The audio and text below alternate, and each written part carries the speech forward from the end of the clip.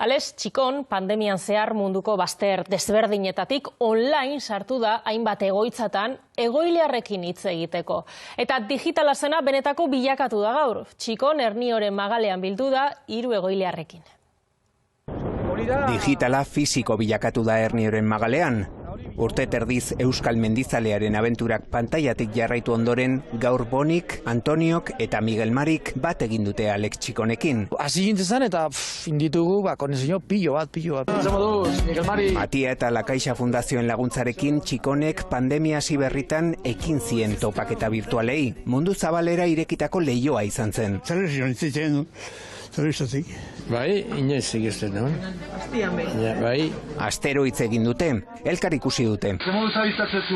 Astero sartu da Txikon haien bizitzan munduko bazter urrunenean egonda ere. Holandan gagozela, Nepalen gagozela, Pakistanen gagozela. Bizitza esplikatzeko, dara oso ondo.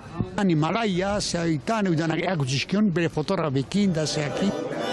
Esperientziatik oroitzapenak eta pasadizoak fruitu. Eta riso batean montau ginduen eta bitu, purtsueka manduko kaleak ikusi. Baina askoz gehiago ere. Bilde izan manu guztu asko jugun izan behakin, baina hortzeko barikin bierdu. Gaurko topaketa bazkariarekin amaitu dute, baina egitasmoaren hasiera baino ez da.